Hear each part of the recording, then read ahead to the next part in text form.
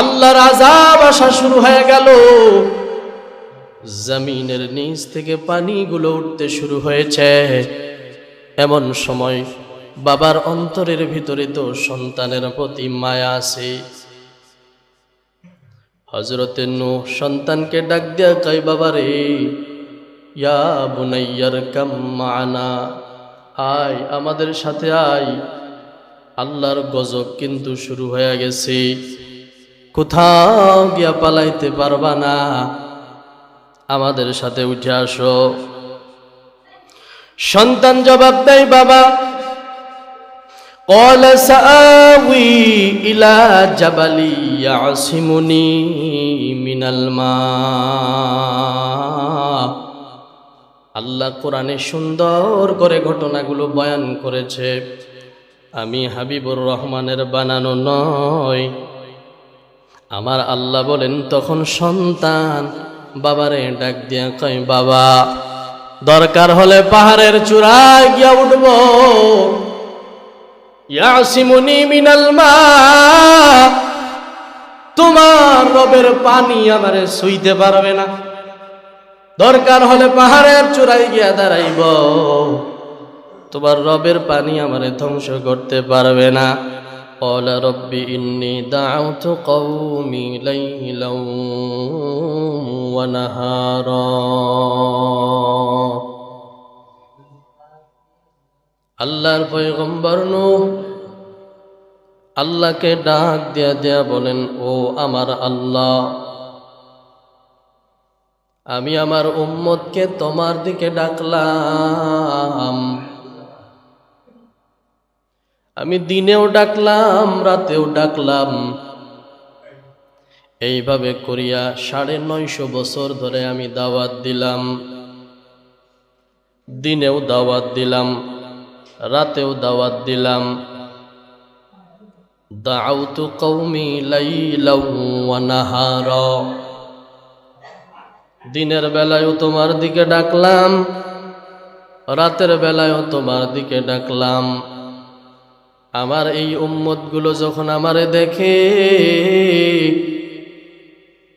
আমার কথা যেন শুনতে না পারে, এজন্য তারা কানের ভিতরে আঙ্গুল প্রবেশ করায়, যেন আমি নূহ এর কথা শুনতে না পারে। আমি নূহরে দেখার পর আমার উম্মতেরা, আমি নূহ তাদেরকে আপনার দিকে ডাকবো, এই ভয়ে তারা কাপড় দিয়া মুখটা ঢেকে রাখত, নূহ যেন দেখতে না পারে। আমার ভাইরা, এই কথাগুলো আপনি সূরাতুন নূহ এর বাংলা অর্থগুলো পড়বেন, সরাসরি আমার আল্লাহ কোরআনের ভিতরে দিয়েছেন। আমারে যখন দেখে তখন মুখটা ঢেকে রাখে, যখন যেন নূহ দেখতে না পায়।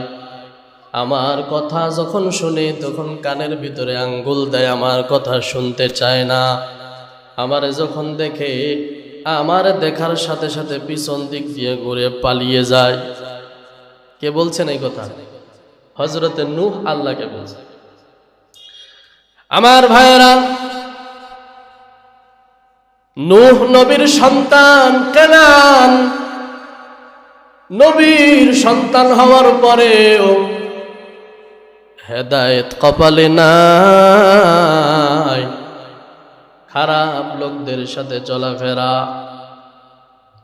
কেউ কালিমার দাওয়াত গ্রহণ করে না, একত্ববাদের দাওয়াত গ্রহণ করে না।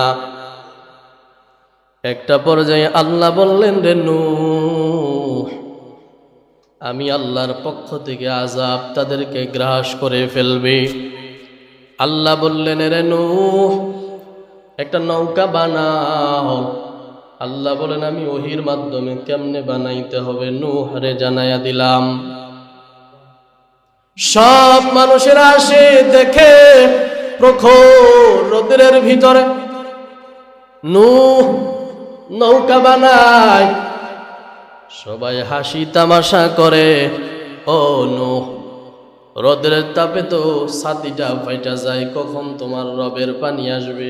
টিটকারি মাইরা কথা কয়, হাসি তামাশা করে।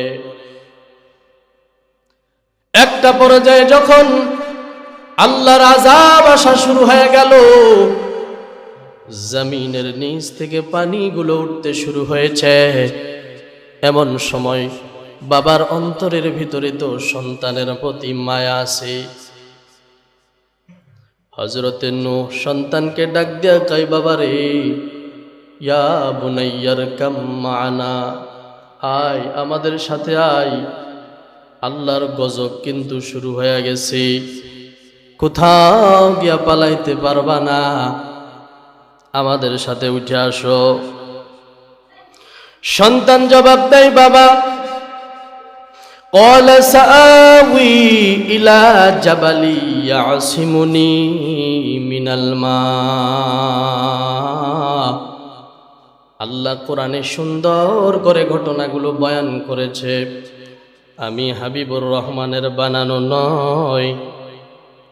আমার আল্লাহ বলেন, তখন সন্তান বাবারে ডাক দিয়া কয়, বাবা, দরকার হলে পাহাড়ের চূড়ায় গিয়া উঠব, ইয়াসিমুনি মিনাল মা, তোমার রবের পানি আমারে ছুঁইতে পারবে না। দরকার হলে পাহাড়ের চূড়ায় গিয়া দাঁড়াইব, তোমার রবের পানি আমারে ধ্বংস করতে পারবে না।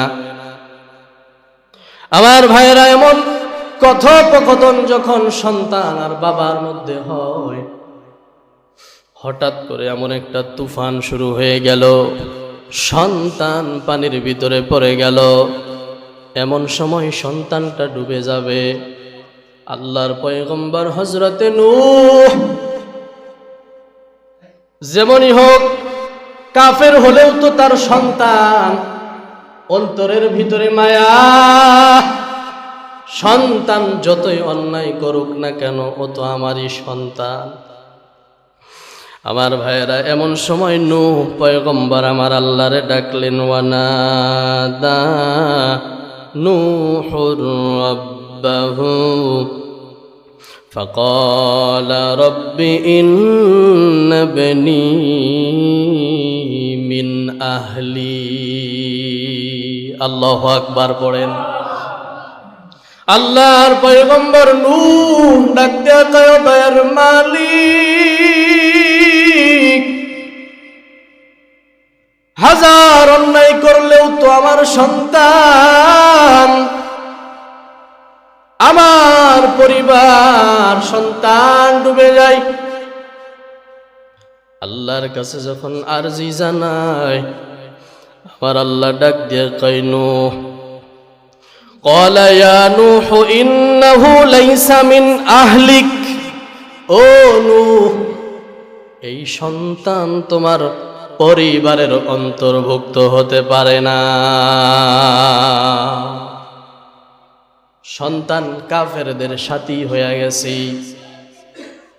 এক নাম্বার ঘটনা আল্লাহ বয়ান করেন, আরে নবীর সন্তান হইলেও তোমার চলাফেরা যদি খারাপ লোকদের সাথে হয়, তোমার চলাফেরা যদি মুশরিকদের সাথে হয়, তোমার চলাফেরা যদি কাফেরদের সাথে হয়, কাফেরকে যদি বন্ধু বানাও, মুশরিকদেরকে যদি বন্ধু বানাও, আমার আল্লাহ ডাক দিয়া কয়, বান্দারে, মুশরিকদের পরিণতি যেমন হবে, কাফেরদের পরিণতি যেমন হবে, তোমার পরিণতিও তেমন হবে।